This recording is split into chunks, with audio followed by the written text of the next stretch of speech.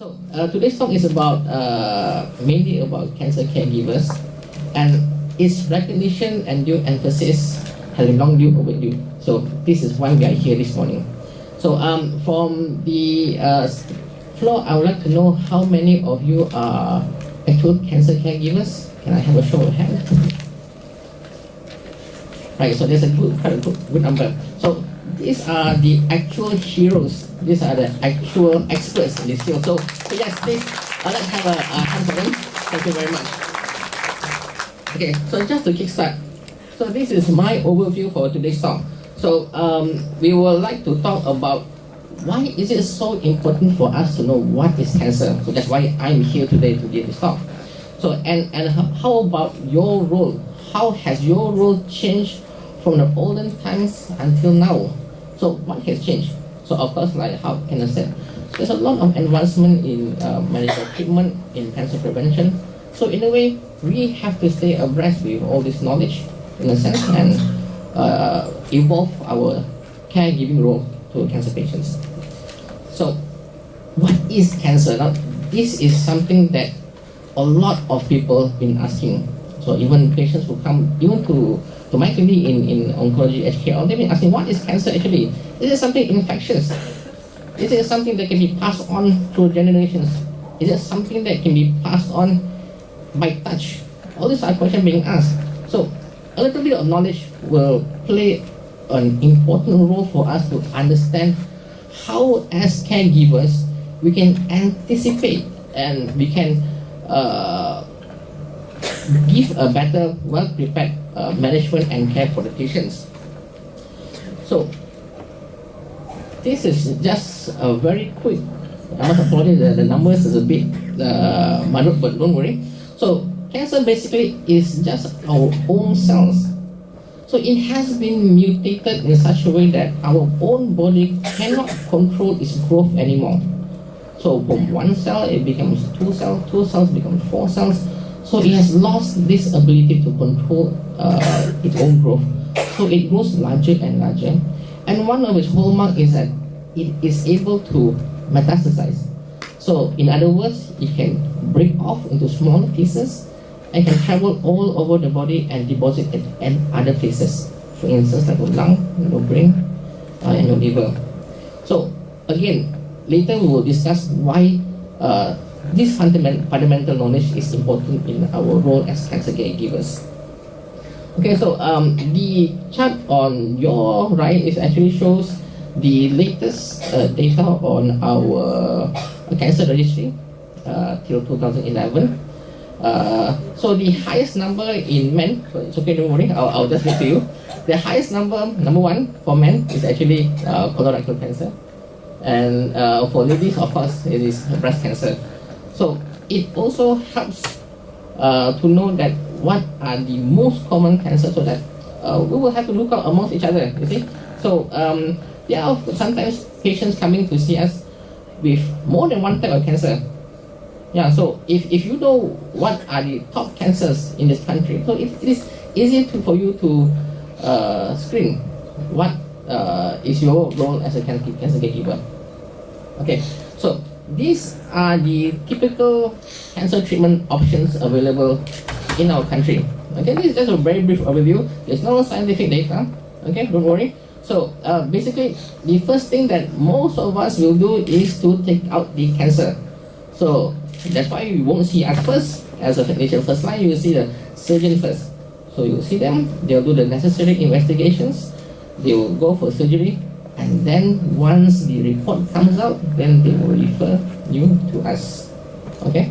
So treatment usually can be plus minus with chemotherapy, plus minus with radiotherapy. So again, a little bit of knowledge on chemotherapy and how it helps. It can be given as an IV infusion. It can be given as an oral medication. So this actually works together with surgery to reduce the risk of cancer recurrence. So similarly, like radiotherapy, it uses radiation as a way to so-called sterilize the area of surgery, so that again you can reduce the risk of cancer coming back.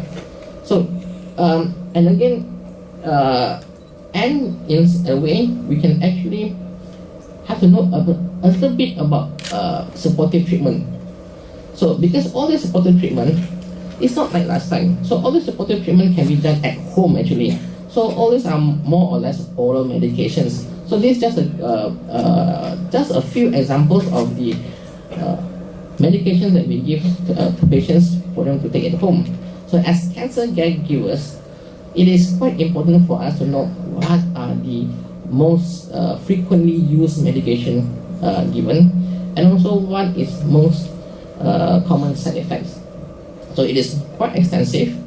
So it also helps to know the non-medical, or rather the non-pharmaceutical aspects of treatment. Okay, so this is actually an example of your non-pharmaceutical treatment, your ripple mattress for those patients who are bedbound. So so there's actually air flowing into the mattress so that it creates a ripple so that it will improve your blood circulation.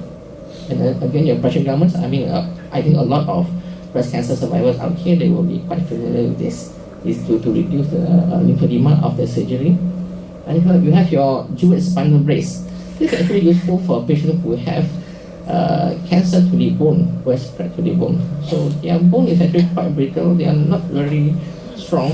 So to prevent the spinal cord from getting injured, so this brace is actually quite useful to support this. Okay, and again, breast prosthesis. It is quite familiar with, I think, a lot of breast cancer survivors out there. Okay, so cancer caregivers. So what role can you play actually? Who are you? Right. By definition, it is a person that takes care of the needs and also encourages a cancer patient throughout their treatment. It is not just about taking care of them at home only. Your role has now extended. Okay, it can be a simple day-to-day task. It can be as simple as just taking a glass of water, and it can be something more specific, say giving physiotherapy, because of course we are no longer limiting ourselves to only day-to-day activities. So we can actually learn a little bit from physiotherapy and then perform that at home. Because physiotherapy is something that you cannot do once, twice, and it will work. So you have to repeatedly perform the physiotherapy. Okay, so these are just one of the more specific things that we should look out for. So, and roles can change as the patient's needs change. This is especially true for stage 4 cancer patients. In the beginning, stage 4 cancer patients, they are just like you and me. They can walk around, they feel nothing, they have no symptoms. But when the disease progresses, when your symptoms become more obvious, your role will change. So it is a good idea to know from the beginning itself, when I mentioned, to know a little bit of cancer. Okay, and not all cancer caregivers has the same responsibility. So we will explore about this later on. Okay, so who can be cancer caregivers? It can be your spouse. It can be actually your own parents for children who have cancers. It can be your own children. If you have children, you can be your own partner, friends, colleagues, and even now doctors and nurses. We have understood that we ourselves actually contribute a lot on as a role as a cancer caregiver. So I think that's not I overheard someone saying about hiring a maid. Can a maid be a cancer caregiver? Well, it can be a double-edged sword per se, because as a maid, it cannot substitute your role as a cancer caregiver. So it can assist in your role it can help you in your role as a cancer caregiver. But essentially, a cancer caregiver are normally those who are close to you, both because you need support both emotionally and also for practical support. Okay, so when does this occur? So if you remember from the beginning itself, right? Cancer from the previous slide. If you from here, okay, now usually on the olden times, your support starts at the first level. Okay, once treatment starts, and then you start giving them advice, bringing them to the hospital and all that. But now our role has evolved. Caregiver role has evolved. Even before treatment itself, your role comes into play. So now like an example, my mom comes to me and say, "Hey Albert, I got a breast lump. So what should I do?" It's nothing. I just put some cream, put some lotion, it will disappear. No, that cannot be anymore. Okay, we have to be aware. That's why NCSM is here. That's why every year they are giving all this support, all this awareness campaign, is so that you know the warning signs. So even before the treatment starts, when the symptom starts, your role as a caregiver involuntarily also starts. So if a patient comes with a breast lump, she may be very scared to go and see a doctor. So even before treatment starts, as a caregiver, you should start encouraging, "No, mom, I think you should go and see a doctor. I don't think you should just apply cream and leave it alone." So before treatment starts, your role has already started. Okay? So, but where does it end? Does it end over here? No, it doesn't.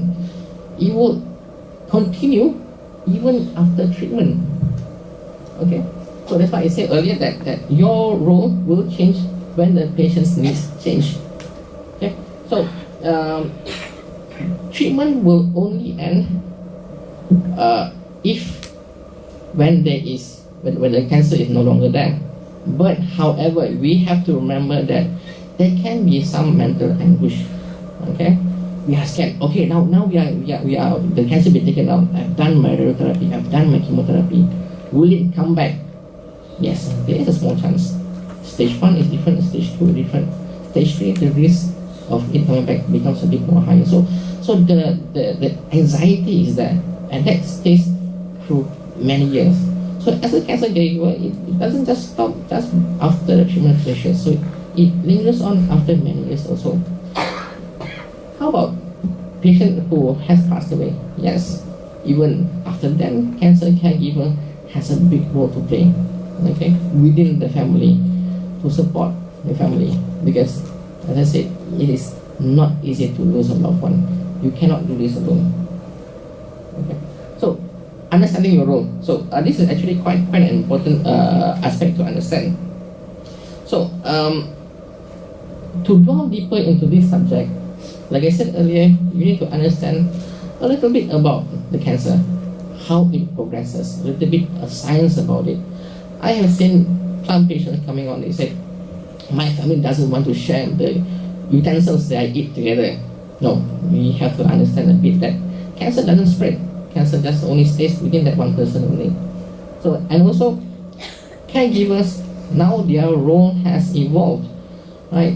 So, their role has not evolved in a sense that it does not confine to the home anymore. You have to coordinate visits to the hospital, because advancements in cancer treatment now has changed.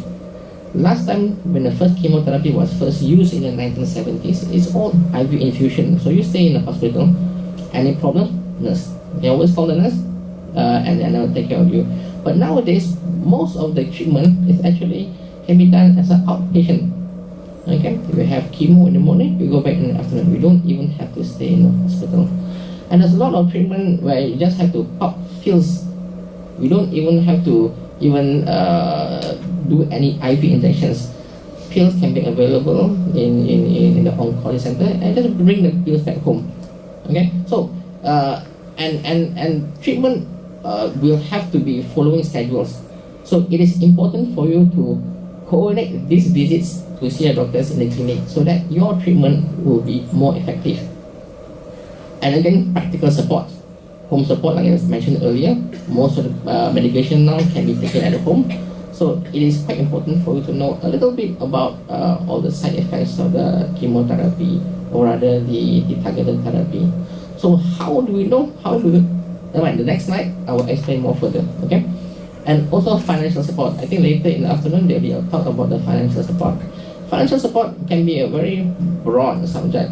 Okay, it can be as simple as a bus fare to and fro, or it can be as something complicated, like for instance, like your insurance claim or your KWSD claim, that also falls in the same category. Okay, and how about legal issues? Now this is actually quite important if, let's say, the cancer patients are of below legal age. So you have to understand. That's why you need to understand a bit more about the cancer treatment for you to give a consent for any type of treatment or surgery pertaining for patients who are underage. Okay, how about mental support? Now, that part I will leave it for the next speaker, but again, this is something that we cannot ignore. There's a paper that quoted that 80% of caregivers, their main job is to give mental support. So we cannot ignore this. Okay. How about end of life care? So this is actually quite important also. So caregivers, we cannot do this by ourselves. So that's why we are here today to talk about all these supports. So we have NCSM, we have hospice, all together to help us in our own fight with cancer. Okay, so these are just a few of the tips that you can have while being caregiver for cancer patients. So for example, yes, you can't do everything alone. Now we know that we have NCSM, and it was founded by the first head of department of radiotherapy unit in HKL. So before that, there was no body at all. So if you have cancer, you have to deal it alone. So time has changed. There's a lot of support group out there, and even there are support group for different types of cancer sites. Breast cancer, the one support group, and I think later afternoon we'll be having a launch on lung cancer support group as well. And it is very helpful to keep the information sheet from the medication drug. So previously, if you go to the government hospital, they give you loose tablets, right, in the packet. You don't know what is it. Everything is white and round, right? Panadol is white and round. Even the diabetes medicine is white and round. So nowadays, we do understand that patients will need to know a little bit more about the side effects, because like I said earlier, now medication you take it home, chemo you take it home. So and they will give in a box, and inside this box there's actually a leaflet. Now this is important. Just read through it. These are just some of the tips. Okay, just read through the leaflet, and you'll find very important information. They can even list down websites on where you can find more information about all these chemotherapy drugs. So another thing is keep a diary. This is particularly interesting because whenever a patient comes, they don't know what you're on. Some of them, they don't even know they're on chemotherapy. So they don't know when the chemotherapy stops, when the chemotherapy starts. So a diary is actually quite helpful. And a few number of patients did actually miss their CT scan appointments, their ultrasound appointments, because they have so many appointments. So a diary is actually quite helpful. I'm quite impressed with the pediatric oncologists in HKL because they actually provide each patient with a very large, brightly colored diary. So inside, from the beginning until the end, it is arranged in a chronologically order. Okay, so you know when do I need to do the scan, when is my next blood result, when is my next appointment. So it is quite useful for all these tips. Okay, and make sure you list a question. So whenever you see the doctor, you know when to ask. Right? Of course, not just like me, I cannot remember a lot of things. So whenever I see someone, I can't remember, what am I supposed to ask? I want to go back home. Okay, now then only I remember. So keep a list. So when you see the doctor, then you can actually ask one by one what you need to know. Okay, we doctors, we are more than willing, more than happy to help answer all the questions. Okay. And also to maintain a well-balanced diet. Now this is important not just for the cancer patient, but for yourself as well. You have to keep yourself healthy. You cannot keep yourself healthy, you cannot be a good caregiver. Okay? And again, what to eat and what not to eat. Always ask what you can eat. You can basically eat everything. But of course, there are some exceptions. So let's say if you're on treatment with chemotherapy, what I would advise is to avoid supplements, to avoid traditional medications. Not saying they're bad. They're not bad actually. They're quite okay. But it's the way you take them. Okay? So what I always say is that if you take chemotherapy, if you take any type of medication, it is processed in the liver, processed through your kidney, and then it goes out of your body. Similar like all these supplements, similar like all these traditional medications. You process in your liver, you process in your kidney, it goes up. So we don't want to overburden your kidney. We don't want to overburden your liver. So by all means, if you want to take all the supplements, no problem. Finish off the chemotherapy, wait for a month, let everything goes out of the system, then by all means you can take. So rather than saying, no, you cannot take this, no, you cannot take that, know that you can, only you must know how and when you can take all these medications. So that also plays an important role. So please discuss with your doctors if you're not sure, okay? And also keep a note of important contact numbers. So what we do in Oncology HKR is that in our appointment book, in front of it, we give a contact number of our clinic. So at any given time of the day, within office hours of course, if there's any queries, they can actually contact us, and most of the time we are more than happy to answer any queries, even whether we can skip the chemo or not, whether we want to change the appointment or not. Just give us a call, okay? And how about joining a support group? Now this is where you are here. It seems like something which is not important few years back, okay? But now over the few years, we have noticed that joining a support group actually makes a difference in cancer outcome. So why do I say this? Because when you have a support group, you watch out amongst yourself, okay? You watch out for warning signs. Some patient will say, hey, I have a swelling here. Again, they may ignore it, but by joining a support group like this, you watch out between yourselves and you point out to you what are the warning signs. Different people, their warning signs can be different. Knowledge is more powerful when you have all a bigger group together. Okay? So and again, keep yourself healthy. Okay? So this is just a number of the support group that you can join. Like I said, NCSM is one of the oldest support group in this country. I think 50 years this year, I think. It was founded by the first oncologist who opened the Radiotherapy Center in HKL, I believe. Yes. Okay, so now it has grown to quite a few organizations, and also hospice.